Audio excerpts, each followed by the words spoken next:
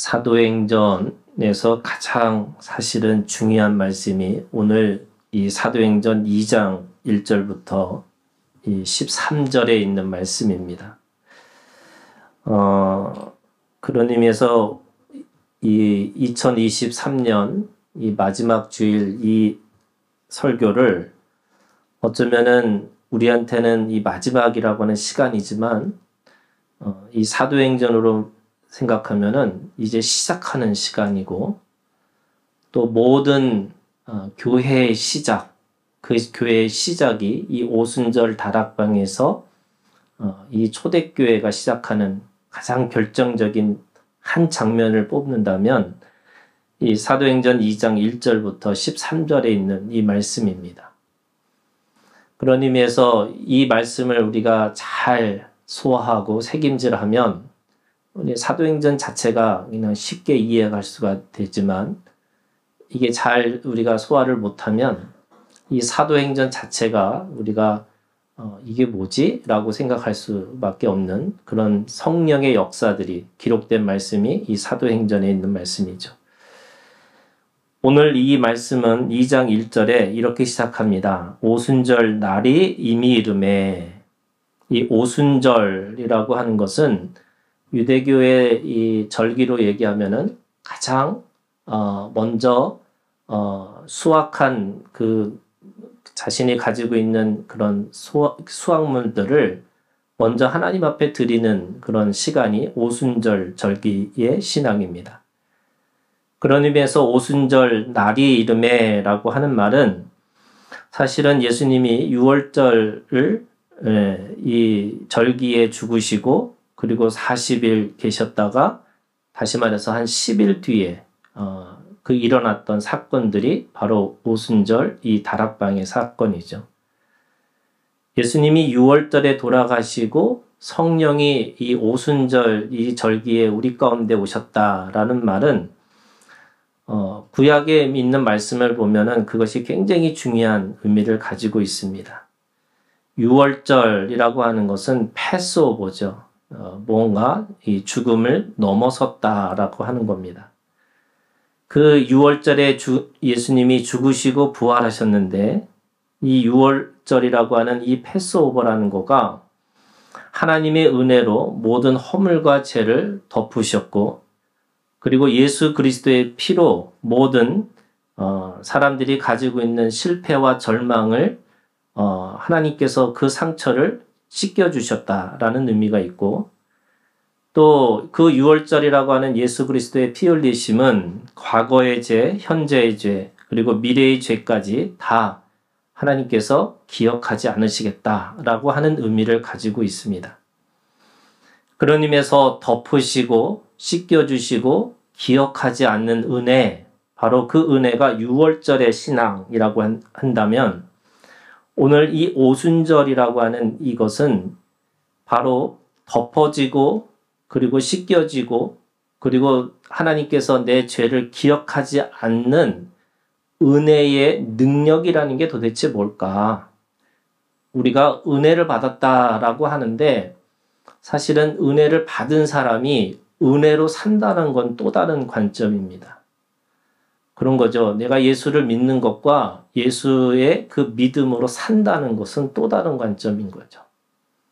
믿기는 하지만 그 믿음의 능력이 떨어져서 이 믿음의 영향력이 떨어지니까 누군가에게 그것을 드러내고 선포하고 또 그걸 고백하고 살 수 없는 그런 인생들이 우리 가운데 너무나 많이 있는 거죠.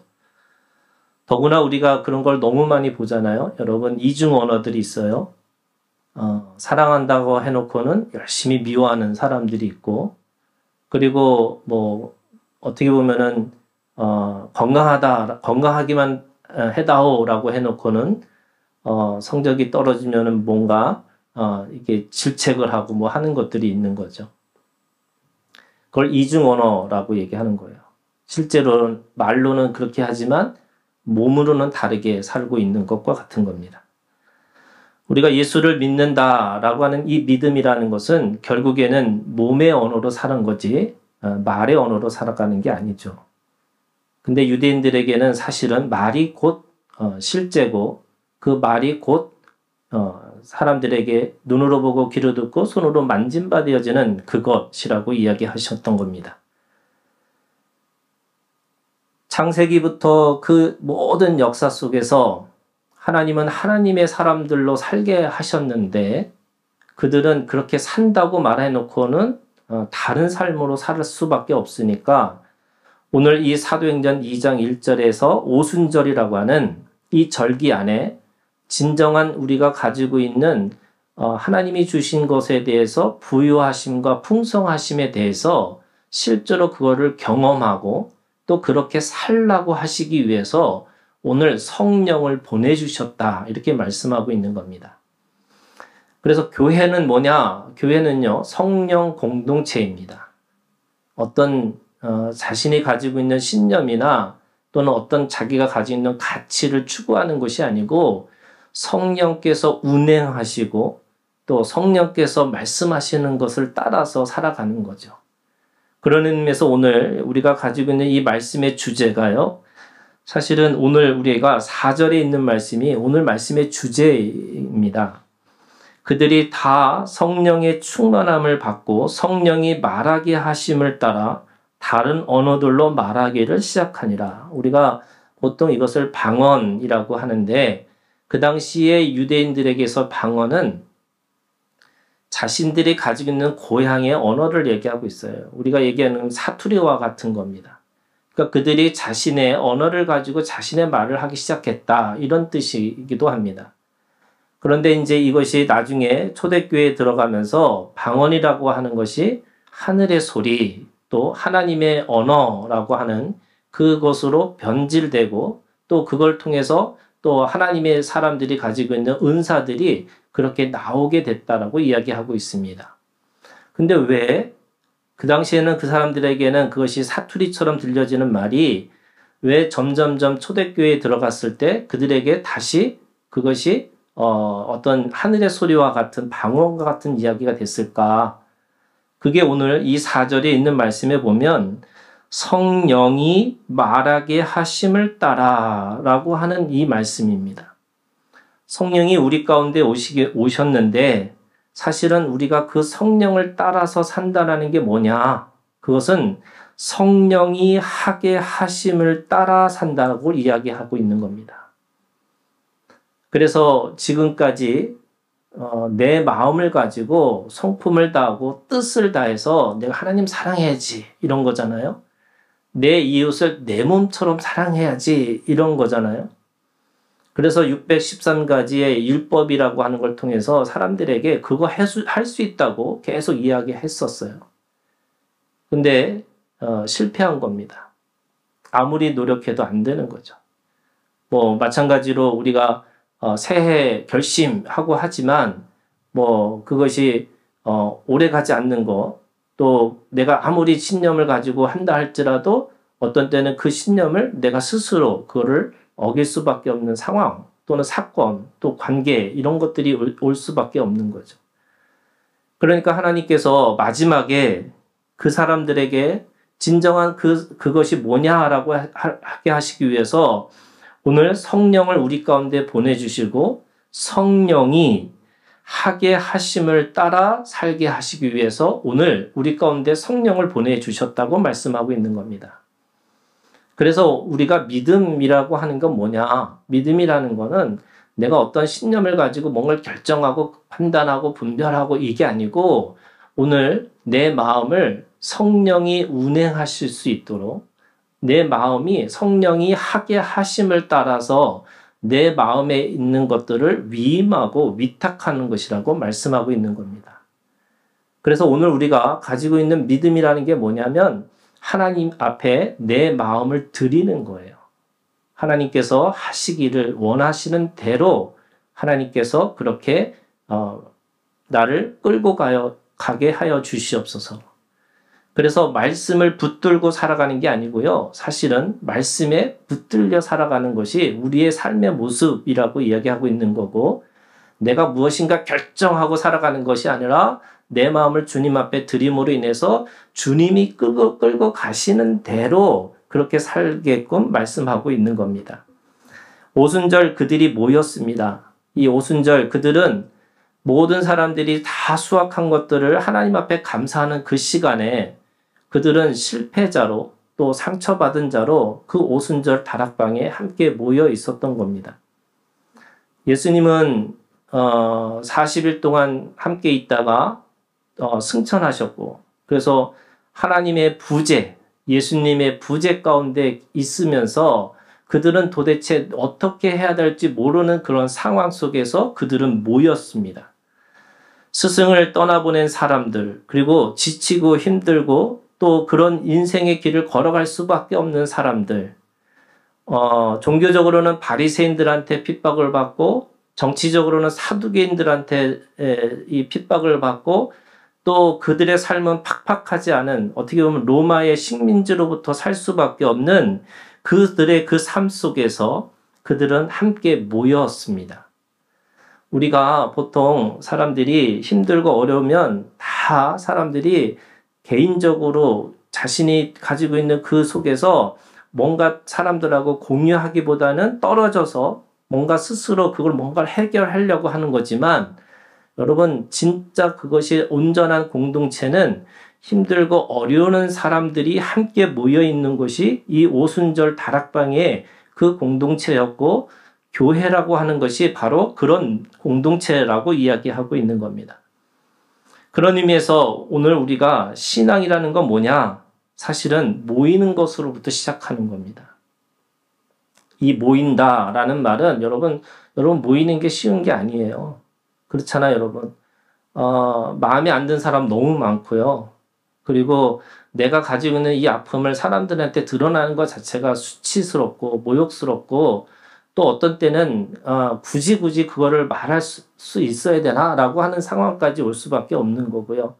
그런데 오늘 이 오순절에 이 사람들은 그 지친 마음을 가지고, 그 상처받은 마음을 가지고 함께 모여서 하나님 앞에 기다렸습니다. 하나님이 어떻게 일을 하실 수 있는지.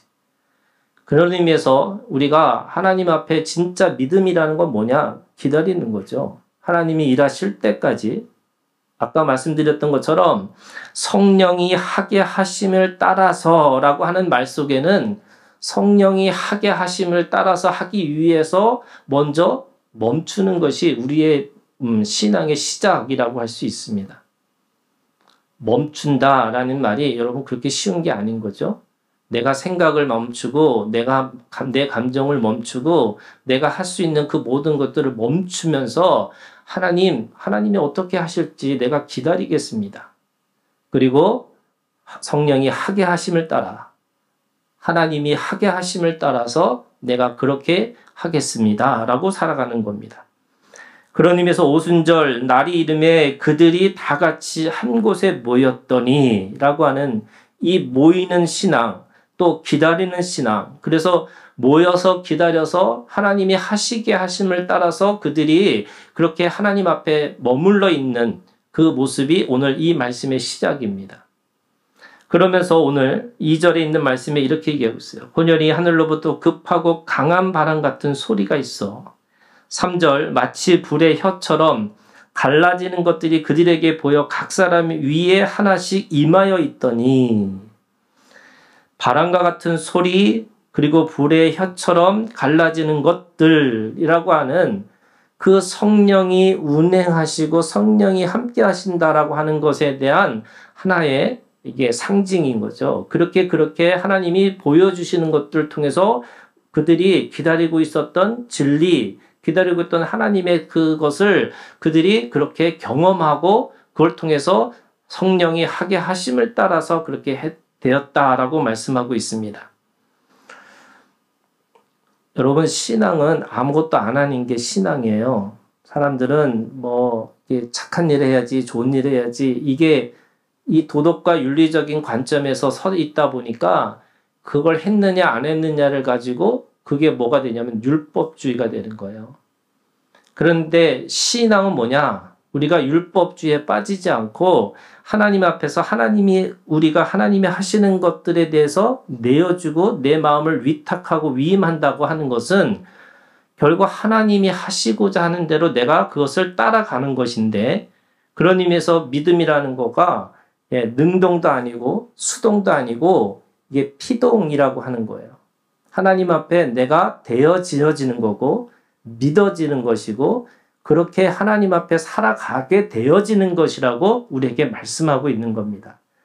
자, 그러면 여러분 이 신앙이라는 것이 결국에는 오늘 이 2장에서 우리에게 가르치는 세 가지의 신앙이 있어요. 첫 번째, 여러분 신앙은 기다리고 하나님의 일하심에 참여하는 것이다. 종교는 이게 나쁜 의미의 이 종교는 내 열심과 내 힘으로 무엇인가 이루었다고 생각하는 거예요. 그래서 하나님 앞에 내가 기다리고 일하신 것을 내가 되어지었기 때문에 그 모든 것들이 하나님이 하셨다라고 고백되어지는 거죠.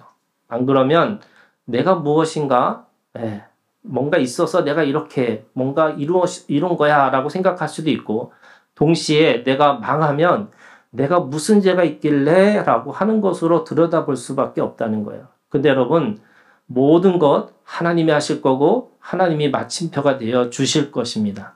여러분 이 믿음을 가지고 계셔야 돼요.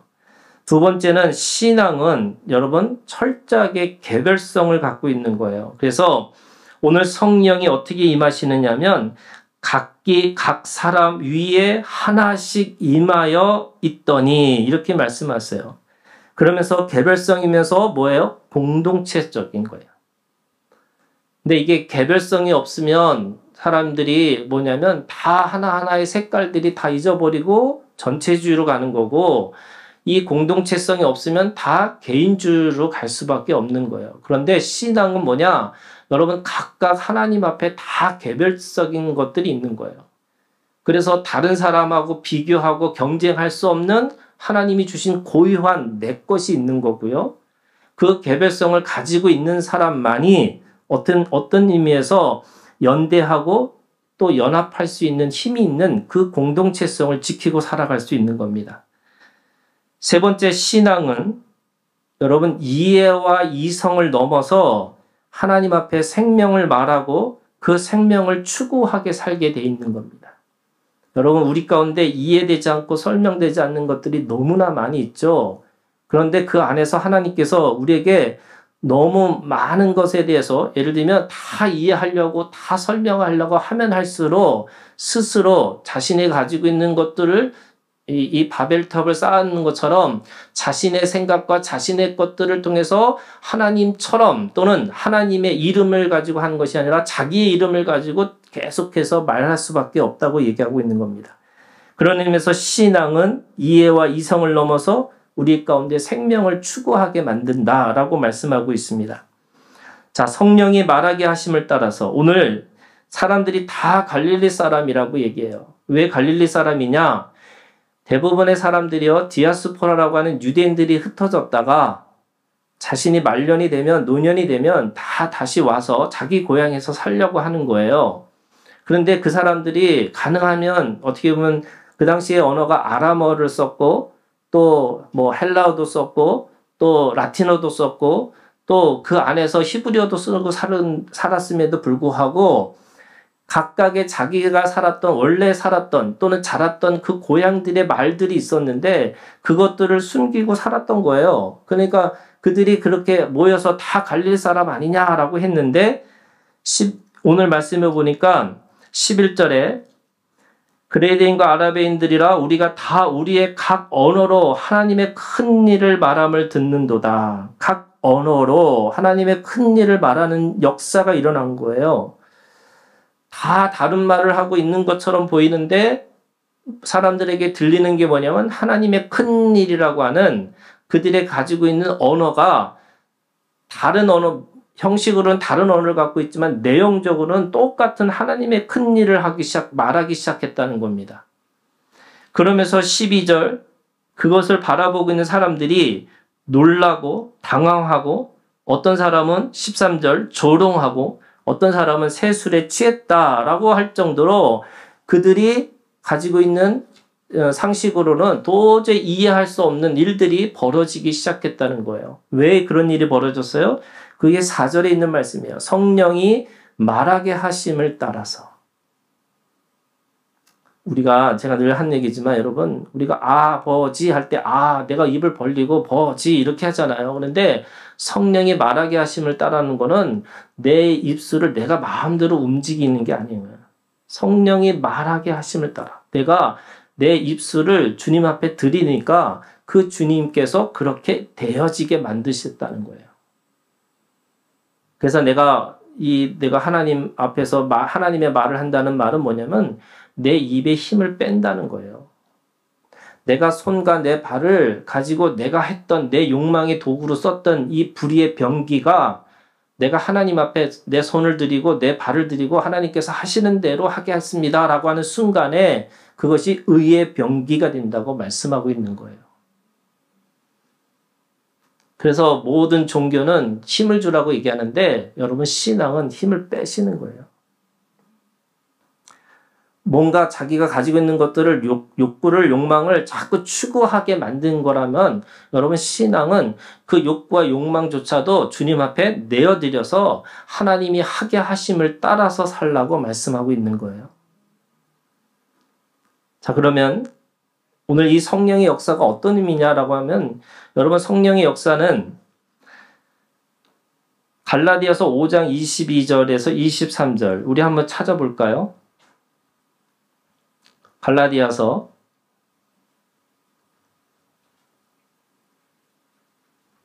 5장 22절 23절 우리가 너무나 잘 알고 있는 말씀이죠. 우리 다 같이 한 목소리로 함께 읽겠습니다. 오직 성령의 열매는 사랑과 희락과 화평과 오래 참음과 자비와 양성과 충성과 온유와 절제니 이 같은 것을 금지할 법이 없느니라. 오직 성령의 열매는 9가지라고 하는 이 성품으로 드러난다는 거예요. 그런데 이 성품이 열매들은 이게 아니고 단수입니다. 열매는 이렇게 돼 있어요.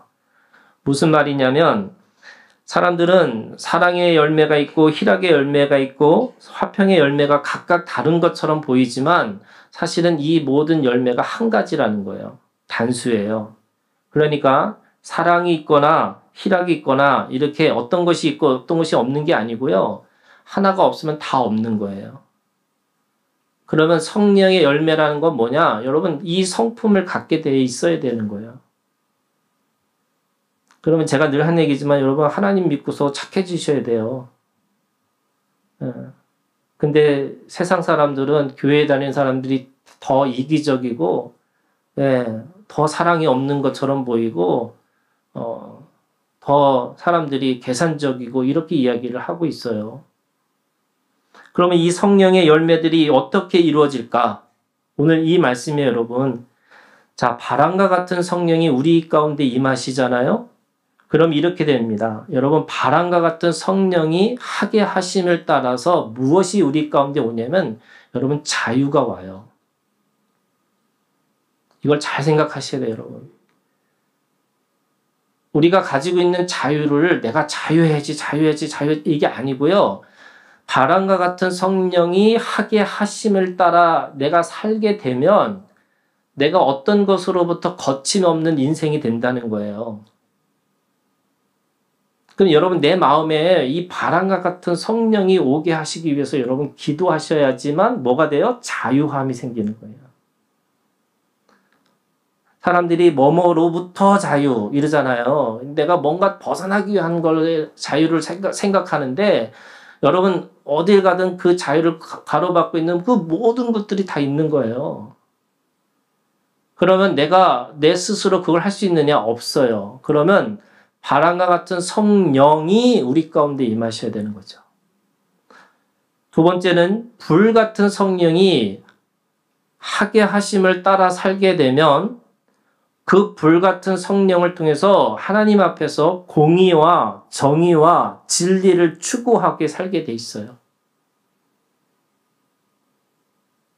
사람들이 공의와 진리가 뭘까, 그 공의를 어떻게 이룰까라고 끊임없이 생각하지만 여러분 우리는 불 같은 성령이 내 안에 임하시면 그 불 같은 성령이 태우는 능력, 죄를 사해주는 능력, 그래서 그걸 통해서 하나님 앞에 공의와 진리를 추구하게 살게 돼 있다는 거예요.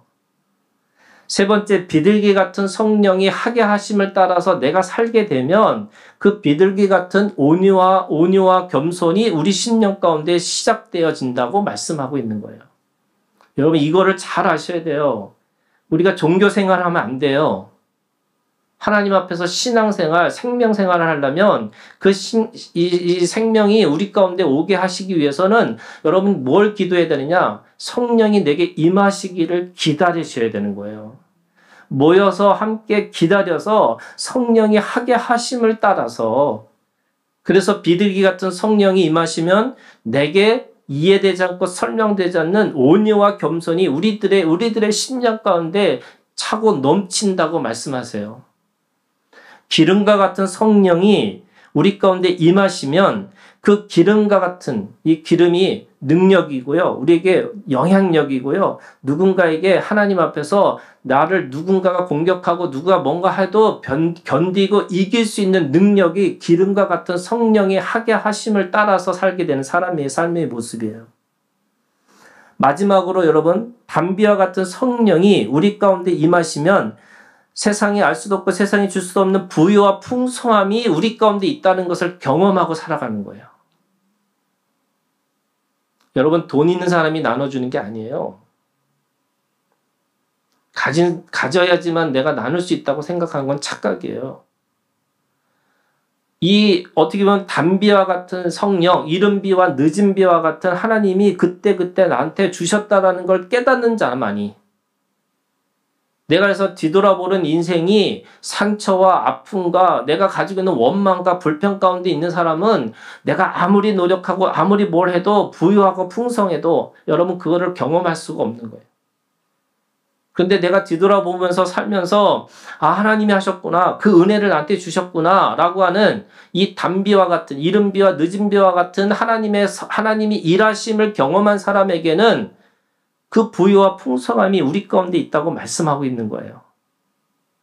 그래서 오늘 이 담비와 같은 성령이 하게 하심을 따라 살아가는 사람만이 부유와 풍성함을 경험할 수 있다는 거예요. 다르죠, 여러분. 다른 거예요. 이게 소유가 아니잖아요. 능력이 아니에요, 여러분. 그러면 성령의 열매는 이라고 하는 이 갈라디아서 5장 22절부터 23절에 있는 말씀은 무슨 말이냐면, 성령의 열매는 이런 건데 성령이 하게 하심을 따라 살아가는 사람들에게 주어지는 하나님의 선물이라는 거예요. 그러면 착하게 사는 게 뭐예요, 여러분? 내가 하나님 앞에 내 마음을 온전히 드려지는 거예요. 사도행전은 그 역사를 얘기하고 있어요. 요한복음은 그러면 성령이 뭐야? 라고 하는 그 성령의 본질을 얘기하고 있는 거지만, 여러분 이 사도행전은 그 역사들을 이제 얘기할 거예요. 어떤 때는 하나님의 부유와 풍성함에 대해서 말할 거고요. 어떤 때는 하나님의 능력과 하나님의 영향력에 대해서 말씀할 거고요. 또 어떤 때는 그 하나님의 사람들이 온유하고 겸손하게 어떻게 일을 하셨는지를 보여주실 거예요. 그런데 그게 대단한 사람, 어떤 도덕적인 사람, 윤리적인 사람들이 하는 게 아니고요. 하나님 앞에 자신의 것들을 온전히 드려진 사람들에게 일어난 역사라고 말씀하고 있는 거예요. 여러분, 이 믿음이 오늘 우리 가운데 있기를 주님의 이름으로 축원합니다. 자, 오늘 마지막에 여러분, 이 창세기 11장 1절부터 9절 너무나 잘 알고 있는 이 바벨탑의 역사죠. 이 바벨탑의 역사와 이 오순절의 역사가 여러분, 이게 어떻게 보면 우리에게 주고 있는 두 가지의 반대되는 삶에 대해서 이야기하고 있어요. 땅의 사람과 하늘의 사람이 다르다는 거예요. 성령에 붙잡혀서 사는 사람들과 자기의 신념에 살아가는 사람하고 다르다는 거예요.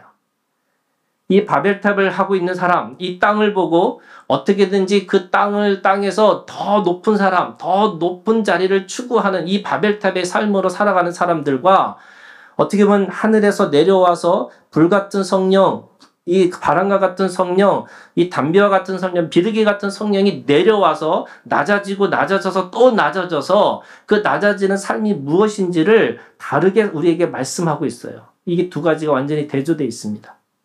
자, 첫 번째 여러분, 하나님이 가지고 있는 이 교회라고 하는 게 뭐냐? 하나님은 우리를 성전이라고 말씀하시는데, 성전의 돌은요, 정을 받지 않는 돌이에요. 정을 받지 않는 돌이라는 게 뭐냐면 뭔가에 의해서 조작되고 누군가에 의해서 그렇게 계산돼서 만들어진 돌이 아니라는 거예요. 여러분, 성전의 돌은 정을 받지 않는 돌. 그럼 뭘로 맞아요? 바람과 물과 돌과 돌끼리 부딪히면서 깎인 돌들이 성전의 돌이라고 얘기하세요. 여러분, 바람과 이 물과 이 관계 속에서 깨지는 것들이 뭐냐면 성령이 우리 가운데 하게 하심을 따라서 하는 거예요. 오늘 하나님의 나라를 세우는 것은 그 돌은 성령이 하게 하심을 따라서 만들어진 돌이어야지만 된다는 거예요. 그런데 여러분, 바벨탑은 뭐예요? 벽돌이에요. 벽돌이라는 게 그 당시의 문화로는요, 최고의 고급 기술이에요. 대부분 돌을 가지고서 이렇게 하는 건데, 그들이 벽돌이라는 걸 만들어서 가장 높은, 가장 높은 건물들을 쌓고 만들겠다는 거잖아요. 이 벽돌이라는 게 뭐예요? 자신의 구조, 자신이 가지고 있는 그런 생각을 통해서 뭔가를 쌓아놓겠다는 거예요. 그런데 그거 어떻게 돼요? 반드시 무너질 거라는 거예요. 왜요? 여러분, 세상이 그렇게 내가 열심히 한다고 해서 되는 거 아닌 거 아시죠?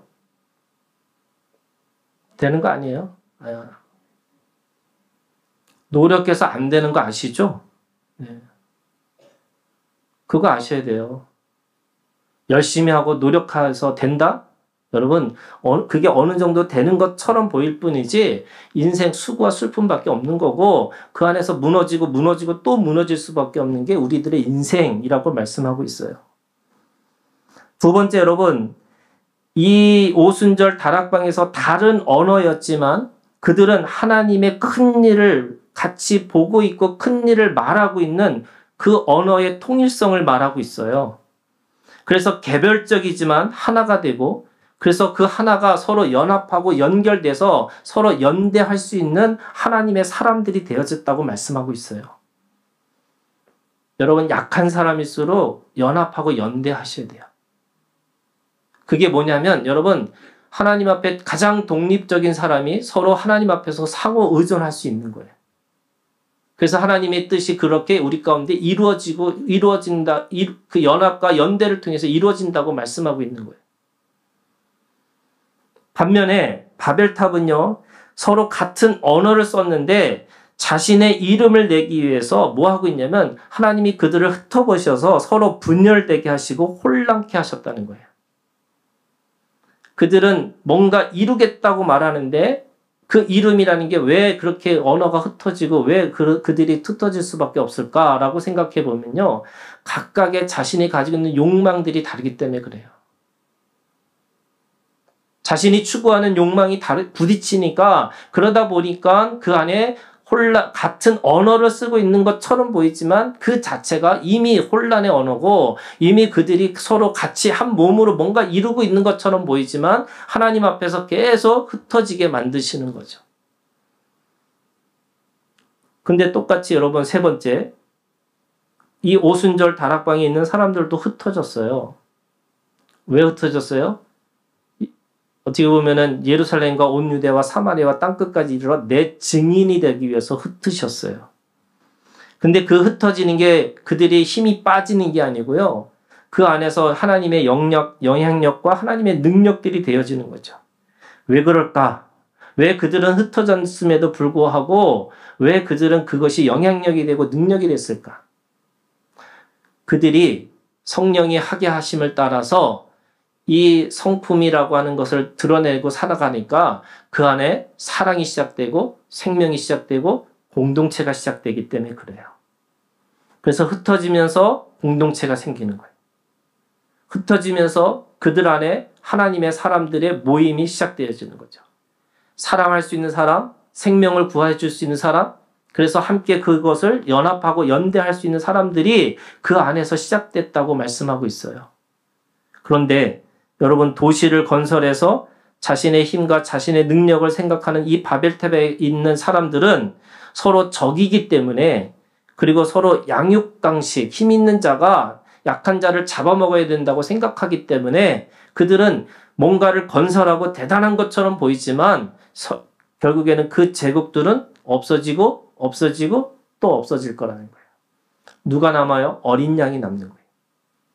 그 제국, 바벨론이라고 하는 제국, 아수르라고 하는 제국, 또 페르시아라고 하는 제국, 로마라고 하는 제국들이 아무리 힘이 세고 아무리 놀라운다 할지라도 그들은 없어질 것. 누가 최후의 승리자가 되냐면 어린 양, 아무것도 없는 자들이 하나님 앞에 결국에는 승리자가 될 것이라고 말씀하고 있어요. 여러분, 성령이 하게 하심을 따라 오늘 이 믿음이 오늘 우리 가운데 있기를 주님의 이름으로 축원합니다.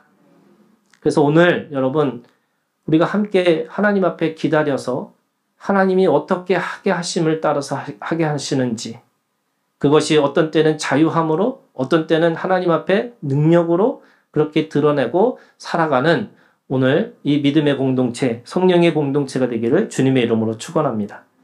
기도하겠습니다.